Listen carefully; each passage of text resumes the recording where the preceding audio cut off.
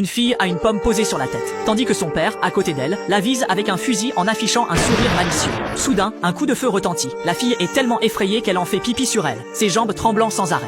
Ensuite, le père, tout fier, s'approche de sa fille et lui fourre dans la bouche le morceau de pomme qu'il vient d'exploser. C'est vraiment un père pervers. Il ose maltraiter sa propre fille de cette façon. La fille s'appelle Hina. Sa mère a été tuée par ce père brutal juste après sa naissance.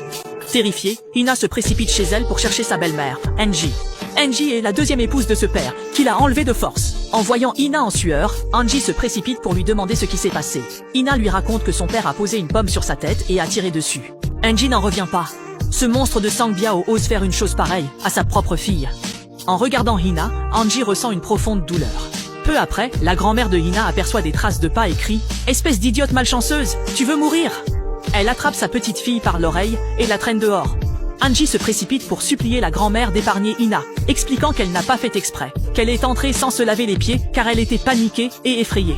Elle raconte aussi que Sang Biao venait de tirer sur une pomme posée sur la tête de Hina. Mais la méchante grand-mère, loin de blâmer son fils, se vante en disant que l'adresse de son fils au tir est la meilleure de toute l'Inde et que le roi ne lui arrive pas à la cheville. Elle ajoute qu'elle dira à son fils de viser directement la tête de Hina la prochaine fois, ainsi la famille n'aura plus à la nourrir. Après ces mots, elle pousse Hina dans le salon. Je te donne 2 minutes, nettoie tout ça tout de suite, sinon aujourd'hui je te bats à mort. Angie s'empresse d'attraper Hina et assure à la grand-mère qu'elles vont tout nettoyer parfaitement. La belle-mère malveillante s'adresse à Angie en disant « Si ce n'est pas propre, vous mourrez toutes les deux !»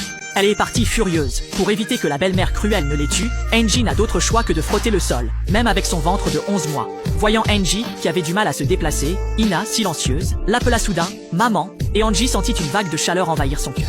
Le lendemain, Sang Biao et sa mère allèrent chercher un prêtre, espérant qu'il pourrait expliquer pourquoi sa femme, enceinte depuis 11 mois, n'avait toujours pas accouché.